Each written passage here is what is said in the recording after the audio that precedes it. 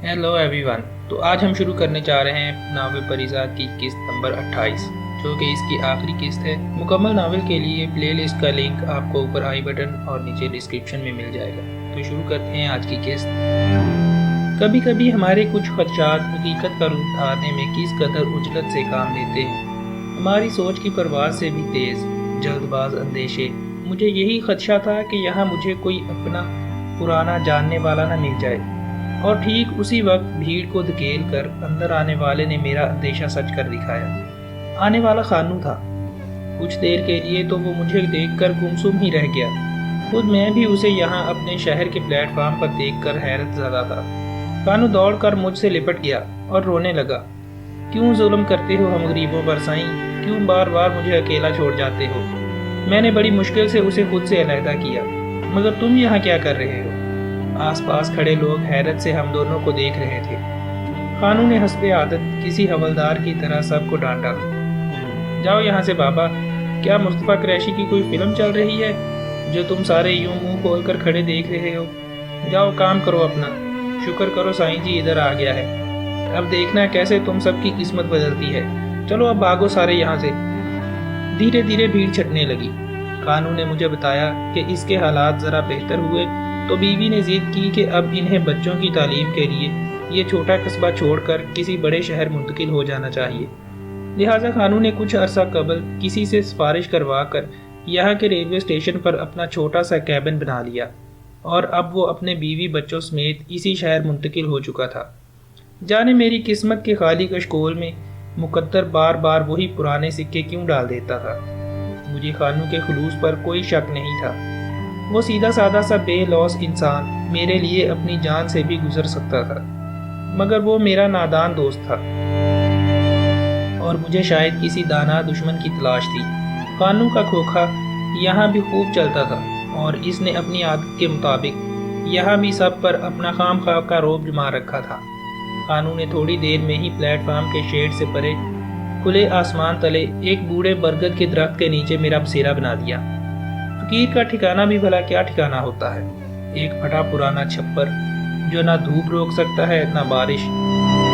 दरख्त के नीचे यहाँ भी पक्की ईंट और सीमेंट से बने एक गोल चबूतरे ने बरगद की जड़ों को चारों तरफ से घेर रखा था, बिल्कुल मेरे गमों की तरह, जो हर लम्हा मेरे गिर्द अपना घेरा डाले रहते थे।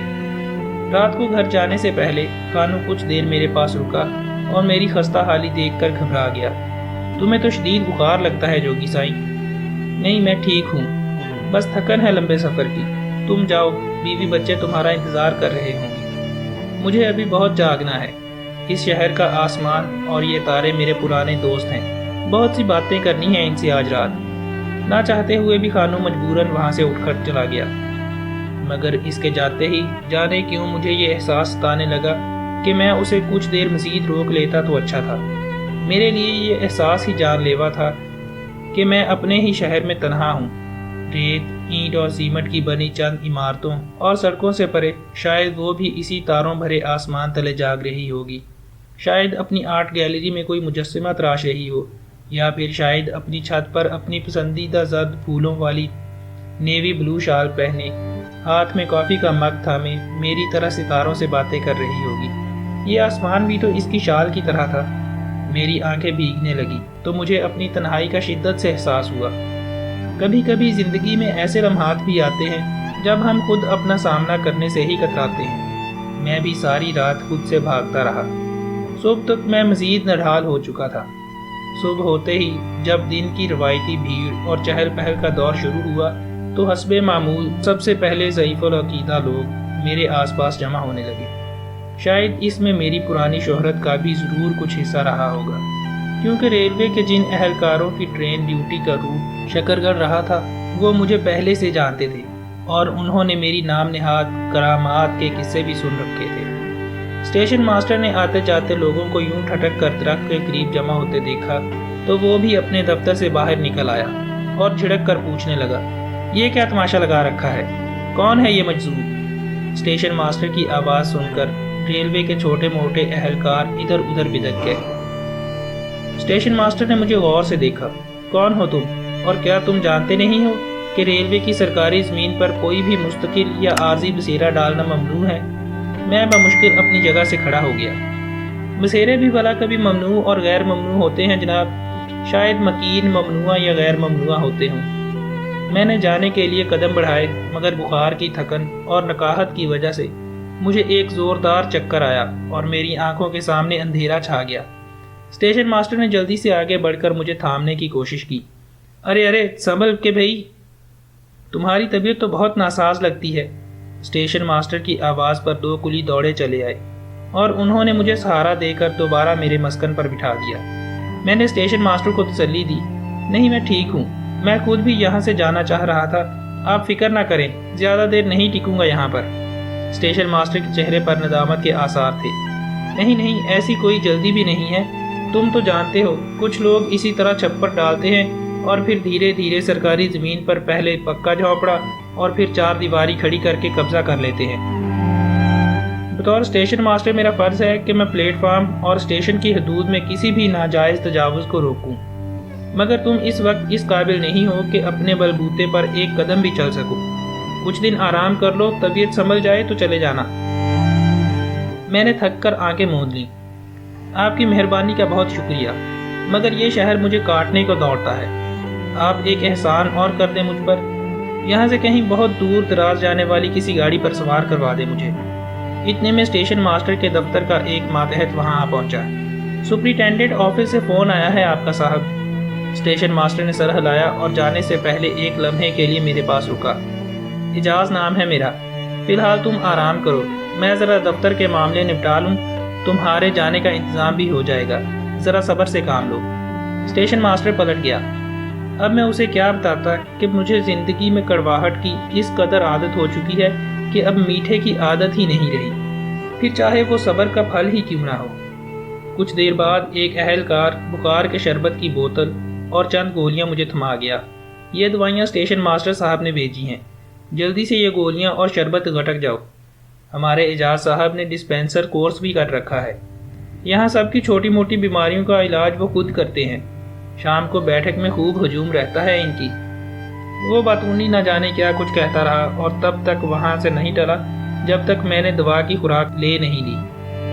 کچھ لوگ اپنے لفظ اتنے بے دریغ کیوں لٹاتے رہتے ہیں؟ جانے مجھے ہمیشہ سے ایسا کیوں لگتا تھا کہ لفظ ادا ہونے کے بعد ہمیں خالی کر جاتے ہیں۔ کچھ دیر میں خانو آ گیا اور اپنا کیبن کھولنے کے بجائے سیدھا میری طرف چلا آیا۔ سائیں جی، وہ کالو ٹھیلے والا بتا رہا تھا کہ اپنے اسٹیشن ماسٹر صاحب آئے تھے تمہاری طرف، سب خیر تو ہے نا؟ ہاں سب خیر ہے، وہ اپنا فرض پورا کرنے آئے تھے، اچھے انسان ہیں۔ خانو کے چہرے پر چھائی فکر مندی کی لکیریں چھٹ گئیں اور وہ وہیں کھڑے کھڑے اعجاز صاحب کی شان میں زمین اور آسمان کے قلابے ملانے لگا کہ دیکھنے میں تو اسٹیشن ماسٹر صاحب بہت سخت نظر آتے ہیں، مگر دل کے بہت اچھے ہیں، سب ملازمین کا بہت خیال رکھتے ہیں وغیرہ وغیرہ۔ جانے یہ اوپر سے سخت نظر آنے والے اکثر اندر سے نرم اور نیک دل کیوں ہوتے ہیں؟ شاید یہ ساری دنیا ہی ایسے تضادات کا مجموعہ ہے۔ میں دن بھر وہیں منہ ڈھانپے پڑا رہا۔ نقاہت اور بیماری بھی کتنی بڑی معذوری ہوتی ہے۔ یا تو ہمارے دل اور دماغ کو اتنی قوت پرواز نہ دی گئی ہوتی، یا پھر ہمیں اس کمزور جسم اور قوت ارادی کے تابع نہ کیا گیا ہوتا کہ ہم اپنے ارادوں کی تکمیل کی خواہش میں بس پھڑک کر ہی رہ جائیں۔ میں بھی سارا دن اسٹیشن چھوڑ کر کہیں دور نکل جانے کے اپنے کمزور ارادے سے لڑتا رہا، مگر میرے لاغر جسم نے میرا ساتھ نہ دیا۔ شام کو اعجاز صاحب نے بھی دوسرا پھیرا ڈالا اور حال چال پوچھ کر جاتے جاتے کیا سوچ کر دوبارہ میری طرف پلٹ آئے۔ بات چیت سے تو تم کافی پڑھے لکھے لگتے ہو، پھر یہ جوک کیوں لے رکھا ہے؟ میں اس پیری فقیری پر اعتبار نہیں کرتا۔ آج کل اس منافق دور میں اصل پیر فقیر بھلا کب پائے جاتے ہیں؟ اعجاز صاحب کے لہجے میں تلخی گھلی ہوئی تھی۔ میں نے تائید کی، ٹھیک کہتے ہیں، کاش یہ چھوٹی سی بات اس ظاہر پرست دنیا کو بھی سمجھ آ جائے کہ صرف حلیہ درویشی کی ضمانت نہیں ہوتا، دیوانے اور مجذوب میں بڑا فرق ہوتا ہے۔ اعجاز صاحب نے چونک کر میری طرف دیکھا۔ آدمی دلچسپ لگتے ہو، موقع ملا تو کبھی تفصیلاً بات ہوگی، تم آرام کرو۔ اسٹیشن ماسٹر کے جاتے ہی دور اپنے ٹھیلے پر بے چین کھڑا خانو لپک کر میرے قریب آ گیا۔ کیا کہہ رہے تھے اسٹیشن ماسٹر صاحب؟ میرے متعلق تو کچھ نہیں کہا؟ ہاں کہہ رہے تھے کہ یہ خانو سارا دن ادھر ادھر کی لگاتا رہتا ہے، دل لگا کر کام نہیں کرتا، وقت ضائع کرتا ہے، سوچ رہے ہیں کہ تمہارے ٹھیلے کا لائسنس منسوخ کر دیں۔ میری بات سن کر خانو کے چہرے کا رنگ اڑ گیا۔ کیا بول رہے ہو جوگی سائیں؟ میں تو سارا دن محنت کرتا ہوں، تم محنت کم باتیں زیادہ کرتے ہو۔ آج سے کوشش کرو کہ انہیں دوبارہ تم سے شکایت نہ ہو۔ خانو نے جلدی سے سر ہلایا اور کانوں کا ہاتھ لگاتے ہوئے جلدی سے اپنے ٹھیلے کی جانب بڑھ گیا، اور میں نے سکون سے سر ٹکا لیا۔ میں جانتا تھا اب رات گئے تک وہ کام میں جٹا رہے گا۔ میرا وہ نادان دوست اگلی شام آئی تو عصر کے بعد ایک کلی خوان اٹھائے میری طرف چلا آیا۔ اسٹیشن ماسٹر صاحب کے گھر میں نیاز ہے آج ختم قرآن کی، تمہارا حصہ بھی بھیجا ہے۔ میرا جی چاہا کہ میں کھانے کی ٹرے واپس لوٹا دوں کہ میرا کچھ بھی کھانے کو دل نہیں چاہ رہا تھا، مگر نیاز کا سن کر میں خاموش رہا۔ شام ڈھلی تو میرے دل کے اندھیرے بڑھ گئے اور اسٹیشن روشنیوں سے جگمگانے لگا، مگر جو میرے تاریک دل کو اجال سکتا وہ اجالا کہاں تھا میری قسمت میں۔ خانو بیچارہ دن بھر کام میں جتا رہا۔ میں نے سوچ رکھا تھا کہ یہاں سے جاتے ہوئے اسے بتا کر جاؤں گا کہ میں نے اس کی ناز برداری اور خدمت گزاری سے بچنے کے لیے یہ جھوٹ بولا تھا۔ میں وہ پتھر تھا جس سے سر ٹکرانے والا پجاری بدلے میں صرف زخم ہی پا سکتا تھا۔ رات ہوئی تو اسٹیشن ماسٹر صاحب حسب معمول اسٹیشن کا ایک آخری جائزہ لینے کے لیے پلیٹ فارم پر سارے موجود اہلکاروں کو ہدایت دیتے نظر آئے، مگر جانے کیوں اس رات مجھے اعجاز صاحب کی چال اور آواز میں وہ بانک پن اور کڑک مفقود محسوس ہوئی جو ان کی شخصیت کا خاصہ تھا۔ میرے قریب سے گزرتے ہوئے وہ رک گئے۔ تم سوتے نہیں ہو کیا؟ طبیعت اب کیسی ہے تمہاری؟ ٹھیک ہوں، بس نیند آتے آتے آتی ہے۔ وہ تھکے ہوئے انداز میں وہیں چبوترے پر میرے قریب بیٹھ گئے۔ ہاں ٹھیک کہا تم نے، کبھی کبھی تو نیند بھی نخریلی شہزادی بن جاتی ہے۔ آپ آج کچھ پریشان دکھائی دیتے ہیں، سب ٹھیک تو ہے؟ انہوں نے ایک گہری سانس لی۔ ہاں اب تو ٹھیک ہی سمجھو، وہ کہتے ہیں نا درد کا حد سے گزر جانا ہی دوا ہو جاتا ہے۔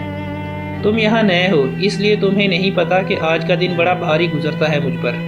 پرانے ملازمین سارے واقف ہیں اس کہانی سے۔ میں نے غور سے اس ٹوٹے ہوئے انسان کی طرف دیکھا۔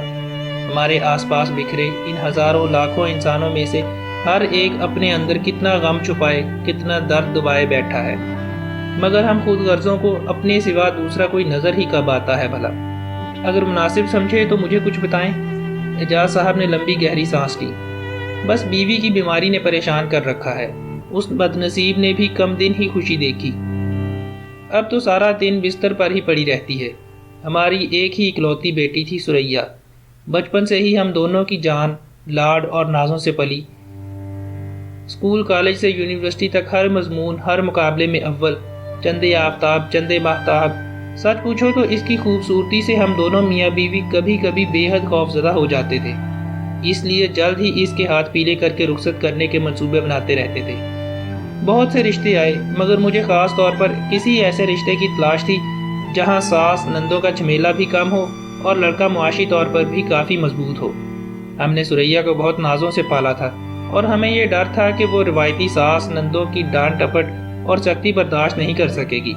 آخر کار رشتہ لانے والی نے ایسے ایک لڑکے کے بارے میں بتایا جو ابھی کچھ عرصہ پہلے ہی بیرون ملک سے کافی کچھ کما کر دوبارہ اپنے ملک منتقل ہوا تھا، اکیلا رہتا تھا اور یہاں رشتے کا بھی خواہش مند تھا۔ مجھے یوں لگا جیسے قدرت نے یہ رشتہ میرے صبر کے بدلے ہی بھیجا ہے۔ ہم نے ہر طرح سے چھان پھٹک کر لی۔ لڑکا واقعی بہت شریف اور خاندانی تھا، اور سریا کی تصویر دیکھ کر تو اس نے رشتے والی کا در ہی پکڑ لیا تھا کہ اب وہ رشتہ کرے گا تو ہماری سریا سے، ورنہ ساری عمر کنوارا ہی رہے گا۔ لڑکے کا نام کلیم تھا، مگر میری بیوی اس رشتے کو قبول کرنے میں ذرا ہچکچا رہی تھی۔ میں نے حیرت سے اعجاز صاحب کی طرف دیکھا۔ مگر کیوں؟ اعجاز صاحب نے نظریں جھکا لی۔ دراصل لڑکا کچھ کم صورت تھا۔ ہماری سریا کی دودھ جیسی شفاف رنگت کے سامنے کلیم کا گہرا سانولا رنگ اور نین نقوش بہت ہیچ محسوس ہوتے تھے۔ اعجاز صاحب کی بات سن کر مجھے ایک زور کا جھٹکا لگا۔ سریا نے کلیم کو دیکھا تھا؟ میرا مطلب ہے اس کا کیا فیصلہ تھا اس بارے میں؟ سریا کا فیصلہ وہی تھا جو کسی بھی شریف مشرقی گھرانے کی لڑکی کا ہو سکتا ہے۔ اس نے یہ حق اپنے والدین کو تفویض کر دیا تھا۔ بالآخر ہر پہلو پر غور کرنے کے بعد قرہ کلیم کے نام ہی کھلا، اور ہماری لاڈلی ہماری دعاؤں اور آرزوؤں کے حصار میں کلیم کے ساتھ رخصت ہو گئی۔ میں نے بے چینی سے پہلو بدلا۔ پھر آپ اتنے اداس کیوں ہیں؟ سنا ہے انسان کا اندر خوبصورت ہونا چاہیے، بیرونی بدصورتی کی تو شاید پھر بھی عادت پڑ جاتی ہوگی۔ مجھے لگا یہ سوال میں نے اعجاز صاحب سے نہیں خود اپنے آپ سے کیا ہے۔ اعجاز صاحب نے لمبی گہری آہ بھری۔ ہاں، میری سریا نے پہلے دن سے ہی ہماری خوشی کے لیے کلیم کو پورے دل سے تسلیم کر لیا تھا۔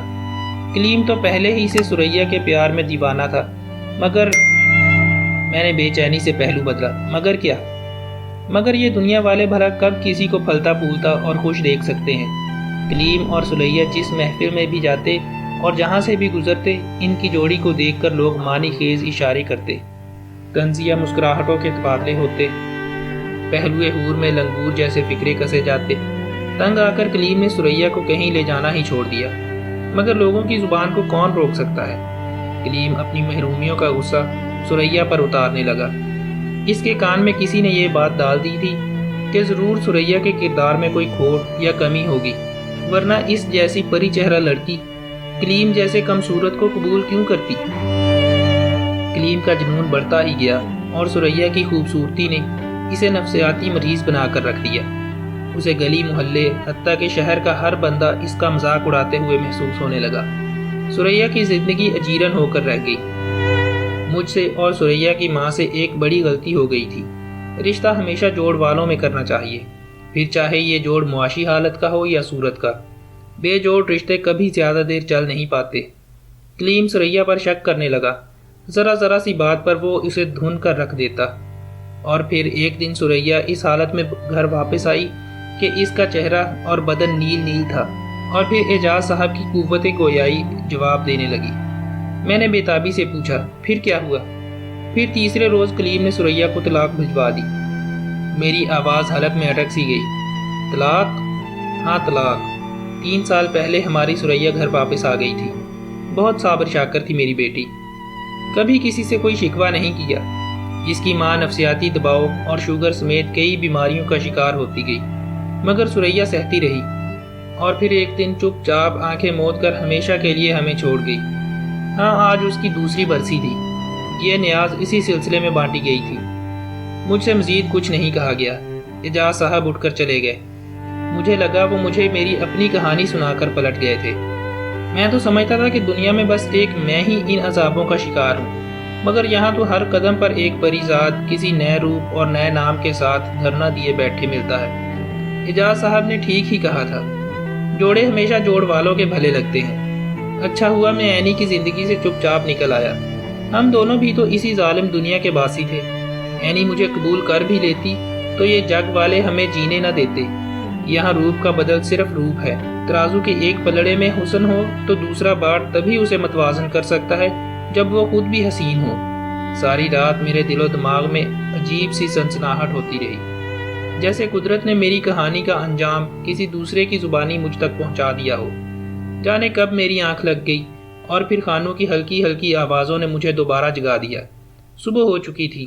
خانو مجھے بتا رہا تھا کہ سائیں، یہ بی بی کب سے آپ کے جاگنے کا انتظار کر رہی ہے۔ کہتی ہے سائیں کا بڑا نام سنا ہے، دعا لینے آئی ہے۔ میں نے چونک کر سامنے بیٹھی لڑکی کو دیکھا، اور ایک لمحے میں ہی میرے لیے آسمان زمین پر ڈھہ گیا اور زمین فلک سے جا ملی۔ میرے سامنے اینی بیٹھی ہوئی تھی، ہاں میری مجسمہ ساز، وہی قرۃ العین، مگر اس کی آنکھوں پر یہ سیاہ چشمہ کیوں لگا ہوا تھا اب تک؟ میں نے خانو کو اشارہ کیا کہ وہ لڑکی سے کہے چشمہ اتار دے، مگر خانو جا چکا تھا۔ میں نے دھیرے سے بھاری آواز میں کہا، بی بی اپنے چہرے سے اندھیرے کا یہ پردہ ہٹا دو تاکہ میں تمہاری آنکھوں میں جھانک کر تمہاری روح کے زخم دیکھ سکوں۔ مگر وہ رو پڑی، نہیں سائیں جی، میری آنکھیں بے نور ہیں، آپ ان میں جھانک کر بھی صرف اندھیرے ہی دیکھیں گے۔ میں زور سے چلا اٹھا، کیوں تمہاری آنکھیں اب تک بے نور کیوں ہیں؟ اگر دعا ہی کروانی ہے تو اپنی بینائی کی دعا کرواؤ۔ اینی نظریں چرا گئی، نہیں سائیں، جس کو دیکھنے کے لیے مجھے بصارت چاہیے تھی وہ مجھے چھوڑ کر چلا گیا، اب میں بینائی کا کیا کروں گی؟ میں اس کی بات سن کر سسک اٹھا۔ وہ بھی روتی رہی، اور پھر اچانک میرے کانوں میں خانو کی آواز گونجی، سائیں جی کیا ہوا؟ سب خیر تو ہے نا؟ تم رو کیوں رہے ہو؟ کیا کوئی برا سپنا دیکھا ہے؟ میں نے ایک جھٹکے سے آنکھیں کھول دی۔ خانو مجھ پر جھکا ہوا میرے گالوں سے میرے آنسو پونچھ رہا تھا، گویا میں واقعی خواب دیکھ رہا تھا۔ بڑی مشکل سے میں نے خانو کو سمجھا بجھا کر کام پر بھیجا، مگر خود میرا چین و سکون مزید برباد ہو گیا۔ کچھ خواب ہمیں کس قدر بے سکون کر جاتے ہیں۔ سینے کے پنجرے میں بند یہ دل ایک دم ہی ہر دیوار ہر رکاوٹ توڑ کر باہر نکلنے کو بے تاب ہو گیا۔ مجھے لگا جیسے وہ خواب ادھورا رہ گیا ہو، شاید اینی کی آنکھیں واپس مل چکی ہوں، مگر میری آواز پہچان کر اور میرے چہرے کو دیکھ کر اس نے مجھے نہ پہچاننے کے لیے یہ ساری کہانی گھڑی ہو۔ مجھے خانو پر شدید غصہ آنے لگا، جس نے درمیان میں میری نیند توڑ کر مجھے خواب کے آخری حصے اور انجام جاننے سے روک دیا۔ سکینہ نے کہا تھا کہ محبت میں ایک وقت ایسا آتا ہے جب ہمارے خواب سچے ہونے لگتے ہیں۔ قدرت نے ایک ہی رات میں مجھے 2 اشارے دیے تھے، پہلا سریا اور کلیم کی کہانی سنا کر اور دوسرا یہ ادھورا خواب دکھا کر۔ یقیناً قدرت مجھے یہ جتانا چاہ رہی تھی کہ اینی اگر بینائی ملنے کے بعد مجھے دیکھ لیتی تو ضرور وہ رو رو کر خدا سے یہی شکوہ کرتی کہ اس چہرے کو دیکھنے سے تو بہتر تھا کہ اسے دوبارہ بصارت ہی نہ ملتی، وہ اندھی ہی رہتی تو اچھا تھا۔ میرے اندر چلتے جھکڑ تیز ہونے لگے، جیسے واقعی اینی نے مجھے دیکھ لیا ہو۔ میری حالت شام تک اتنی بگڑ گئی کہ مجھے سانس بھی اٹک اٹک کر آنے لگی۔ خانو نے مجھے یوں تڑپتے دیکھا تو بنا کچھ کہے ایک جانب بھاگ گیا اور گھنٹہ بھر بعد شہر کے کسی مستند ڈاکٹر کی دواؤں کا بکسہ اٹھائے اس کے آگے آگے بھاگتا ہوا نمودار ہوا۔ ڈاکٹر نے میری نبض دیکھی اور تشویش سے خانو کی طرف دیکھا۔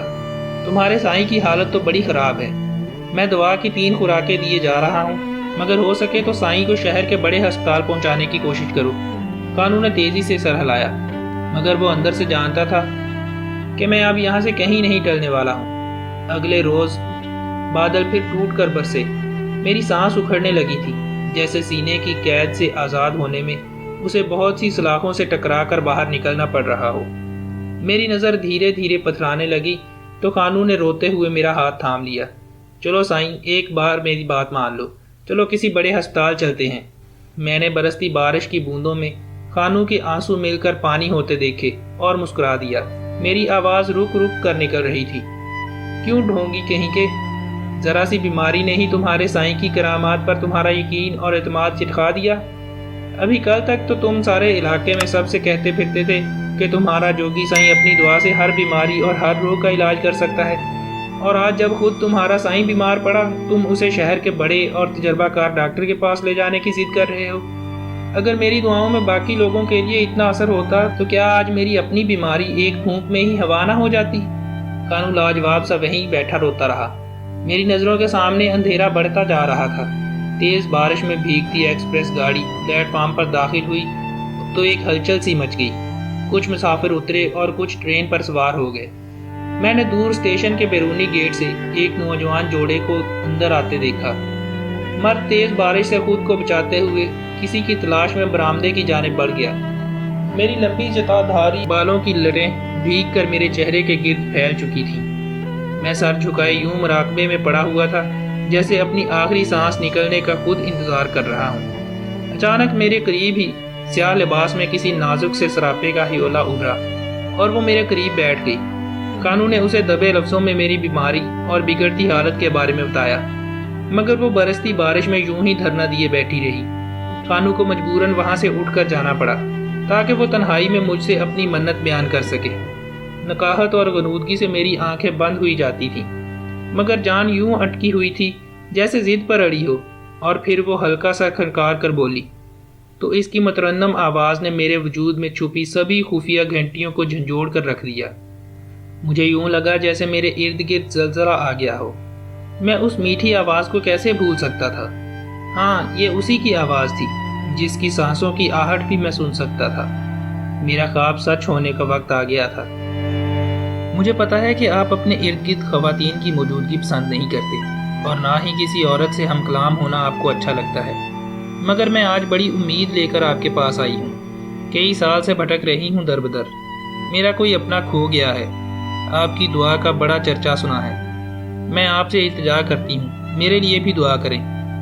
میری آنکھوں سے آنسو ٹپک پڑے۔ میری دعا میرے سامنے بیٹھی مجھے دعا کرنے کا کہہ رہی تھی۔ وہ بے چینی اور پریشانی میں اپنی خوبصورت انگلیوں کو حسب عادت بار بار آپس میں جوڑ کر کھول رہی تھی۔ یہ وہی ہاتھ تھے جنہوں نے کبھی میرا چہرہ چھو کر ایک مجسمہ تراشا تھا۔ میری جھکی نظر نے اس کے ہاتھوں میں پہنی انگوٹھی دیکھی۔ میں خاموش رہا۔ وہ مجھے پہچان نہیں پائی تھی، پہچانتی بھی کیسے؟ اس نے آج تک مجھے دیکھا ہی کب تھا؟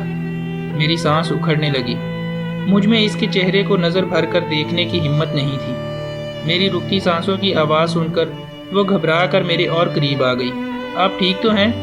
دفعتاً میری نظر اس کی آنکھوں پر لگے کالے چشمے پر پڑی تو میرے اندر بیک وقت کئی جھکڑ چلنے لگے۔ حسب توقع ایک چشمہ اس کی خوبصورت سرمئی آنکھوں کا پہرے دار بنا بیٹھا تھا۔ کہیں خدا نخواستہ عینی کی آنکھوں کا آپریشن واقعی ناکام تو نہیں ہو گیا تھا؟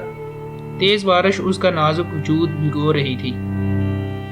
میرا جی چاہا کہ میں اس کے سامنے کھڑا ہو کر اس کے وجود کے لیے چھتری بن جاؤں، مگر میں تو خود کسی کمزور پتے کی طرح لرز رہا تھا۔ وہ کچھ دیر یوں ہی دو زانوں بیٹھی بھیگتی رہی اور پھر واپس جانے کے لیے اٹھ کھڑی ہوئی۔ میرا دل کسی نے مٹھی میں لے کر مسل دیا ہو جیسے۔ اسے آواز دے کر روک لینے کی خواہش کو میں نے نہ جانے کس طرح روکا، بس زبان دانتوں تلے داب لی۔ مڑتے ہوئے اچانک پانی میں اس کا پاؤں پھسلا اور وہ ڈگمگائی۔ میں تڑپ کر اسے گرنے سے روکنے کی کوشش کے طور پر آگے بڑھا۔ اس کے ہاتھ کسی سہارے کی تلاش میں فضا میں لہرائے اور میرے چہرے کو چھو گئے۔ میں گھبرا کر پیچھے ہٹا۔ وہ کچھ لمحوں کے لیے حیرت اور صدمے سے ششدر رہ گئی، اور پھر اس نے بے تابی سے دوبارہ میرے چہرے پر اپنی انگلیاں پھیری اور زور سے چلائی، پریزاد، یہ آپ ہی ہیں نا؟ آپ چپ کیوں ہیں؟ بولتے کیوں نہیں؟ میں اپنا چہرہ ہاتھوں میں چھپائے وہاں سے اٹھ کر چند قدم بھاگا، لیکن مجھ میں بھاگنے کی ہمت اور طاقت ہوتی تو پھر رونا ہی کس بات کا تھا۔ میں لڑکھڑا کر یوں گرا جیسے کوئی کسی کی نظر سے گرتا ہے، مگر مجھے دنیا کی نظر سے گرنے کی پرواہ ہی کب تھی؟ مجھے تو بس اس ایک نگاہ سے بچنا تھا کہ جس میں کبھی میرا ایک مقام تھا۔ مجھے زمانے کی ہر فنا قبول تھی، مگر اس کی نظر میں نفرت یا رحم اور ہمدردی کی جھلک میرے لیے دنیا کی ہر موت سے کہیں بڑھ کر قضا تھی۔ میں نے خود کو پوری طرح سمیٹ کر چھپا لیا۔ اچانک میرے کانوں میں ایک مردانہ آواز گونجی، کہاں تک بھاگیں گے اور کب تک خود کو چھپائیں گے پریزاد صاحب؟ میں آپ کو اتنا کمزور نہیں سمجھتا تھا۔ ڈاکٹر عدنان میرے سامنے ہاتھ باندھے کھڑا تھا۔ آس پاس چلتے لوگوں کی بھیڑ جمع ہونے لگی۔ اینی وہیں دور بیٹھی رو رہی تھی۔ میں نے عدنان سے منت کی، مجھے جانے دو عدنان۔ اس کی جس ایک نظر سے بچنے کے لیے میں نے ساری دنیا تیاگ دی، وہ نظر میرا پیچھا کرتے کرتے یہاں تک آ پہنچی ہے۔ میں بہت نڈھال اور بڑا گھائل ہوں عدنان، مجھے اور زخمی نہ کرو۔ میرا دم میرے اس آخری بھرم کے ساتھ نکل جانے دو۔ عدنان کی آواز لرز رہی تھی۔ اس ایک نظر کا اتنا ہی خوف تھا تو پھر آپ نے اینی سے محبت کیوں کی تھی؟ نہیں، یہ جھوٹ ہے، میں نے محبت نہیں کی۔ عدنان نے میرے لرزتے ہاتھ تھام لیے۔ محبت نہیں کی تو پھر یہ تیاگ کیسا؟ اس کا سامنا کرنے کا خوف کیوں؟ کمالی نے امریکہ سے واپسی پر ہی ہمیں سب بتا دیا تھا۔ کاش آپ مجھ سے یہ بات نہ چھپاتے۔ اور پھر ہر گرہ خود کھلتی گئی۔ آپ نے میری محبت کی وجہ سے اپنے آپ کو اس حد تک برباد کر لیا پریزاد۔ آخر کیوں؟ ایسا کون کرتا ہے؟ چھین لیتے اسے مجھ سے۔ اس پر سب سے زیادہ حق اس ساری دنیا میں صرف آپ کا تھا۔ آپ نے وہ حق بھی مجھے سونپ دیا، صرف اس خوف سے کہ وہ آنکھیں ملنے کے بعد آپ کو قبول نہیں کرے گی۔ آپ نے اتنا بھی نہیں سوچا کہ وہ زندگی کے اتنے اہم موڑ پر اپنے فیصلے کیسے کرے گی۔ اس نے آپ کو اپنی زندگی میں سب سے زیادہ مان دیا۔ اس کے کتنے بھرم آپ سے جڑے تھے اور آپ اسی کو بیچ منجھدار چھوڑ آئے۔ یہ بھی نہیں سوچا کہ وہ آپ کے بغیر کیسے چل پائے گی۔ میں نے اپنی سانسیں جمع کی۔ میں اس کی نئی رنگوں سے بھری دنیا کو اپنے وجود کی کالک سے سیاہ نہیں کرنا چاہتا تھا۔ صرف تم ہی اس کے قابل تھے اور میں نے صرف تمہارے بھروسے اسے چھوڑا تھا۔ میں جانتا تھا اگر میں اس کا ہاتھ مانگتا تو وہ مجھے دیکھ کر بھی شاید انکار نہ کرتی، کیونکہ اس کی روح میرے انگنت احسانات کے بوجھ تلے دبی ہوئی تھی۔ لیکن مجھے کسی احسان کا بدلہ نہیں چاہیے تھا عدنان۔ میری منزل تو بس ایک نظر تھی، اس کی پیار بھری ایک نظر۔ عدنان نے حتمی لہجے میں کہا، ٹھیک ہے، اگر آپ کو نظر کی پہچان کا اتنا ہی دعویٰ ہے تو آج یہ بھرم بھی آزما لیتے ہیں۔ وہ آ رہی ہے، دیکھتے ہیں آپ کو دیکھ کر اس کی نظر کیا کہتی ہے۔ آج آپ کے مقدر کی وہ نظر خود فیصلہ کرے گی۔ جب آپ حسب وعدہ آپریشن سے پہلے نیو یارک نہیں پہنچے تو اینی نے اپنی آنکھوں کے آپریشن سے انکار کر دیا تھا۔ وہ جان گئی تھی کہ آپ کیوں نہیں آئے۔ میں نے آپ کی قسم دے کر اس کا آپریشن تو کروا دیا، مگر بینائی ملنے کے بعد بھی اس نے اپنی آنکھوں پر آج تک وہ سیاہ چشمہ لگا رکھا ہے۔ میں چلا اٹھا، مگر کیوں؟ تم نے تو اس کا ساتھ نبھانے کا وعدہ کیا تھا مجھ سے۔ तभी एनी की आवाज़ मेरे करीब से उभरी। वादे तो आपने भी बहुत किए थे दोस्ती निभाने के परिजाद। आप ये कैसे भूल गए कि मेरा आपसे रूह का रिश्ता था, और जब रूह के रिश्ते जुड़ जाएं तो चेहरे बेमानी हो जाते हैं। आपको मुझ पर इतना भरोसा भी नहीं था? बस इतना ही जानते थे आप मुझे? खानू ने सूरत हाल की संगीनी को महसूस करते हुए लोगों को परे धकेल दिया। मैं वहीं ज़मीन पर पड़ा बारिश में भीग रहा था। एनी ने वहीं ज़मीन पर दो जानों बैठकर मेरा सर अपनी गोद में रख लिया।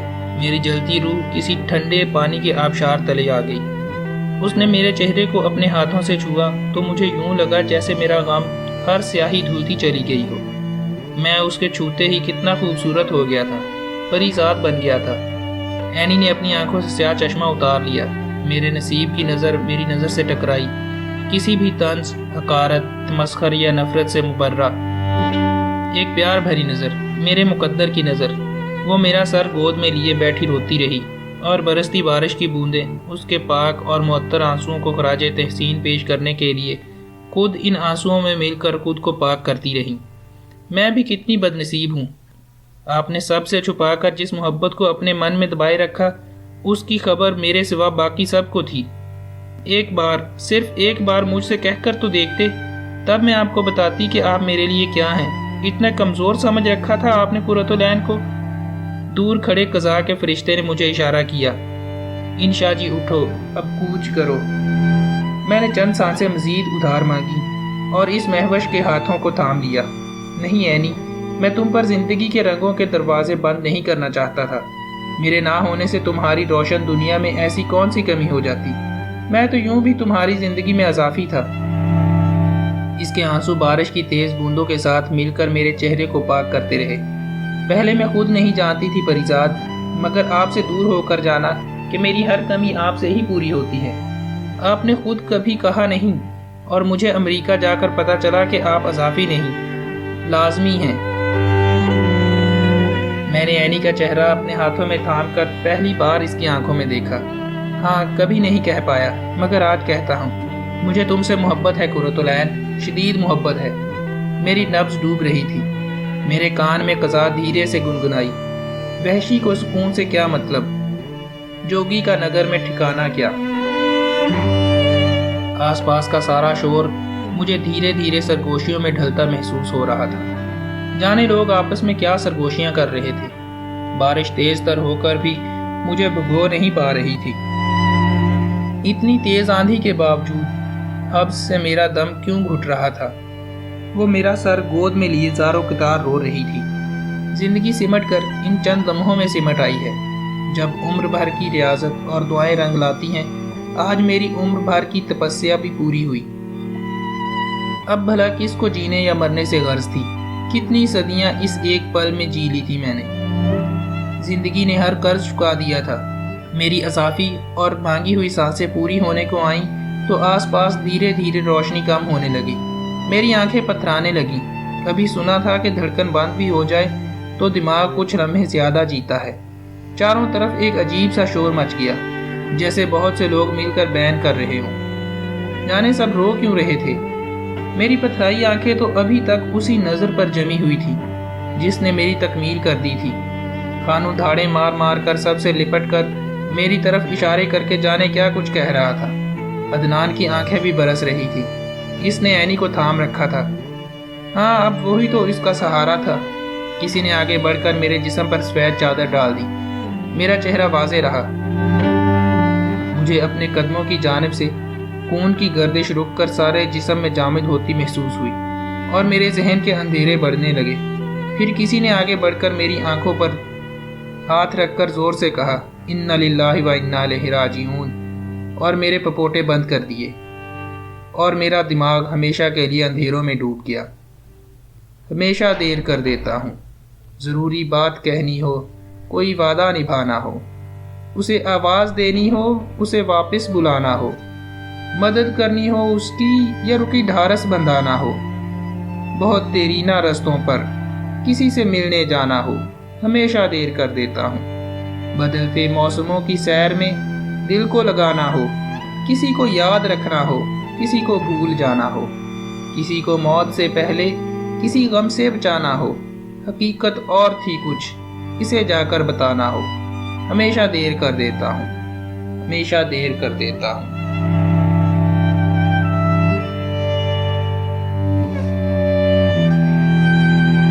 تو یہ تھی ناول پریزاد کی آخری قسط۔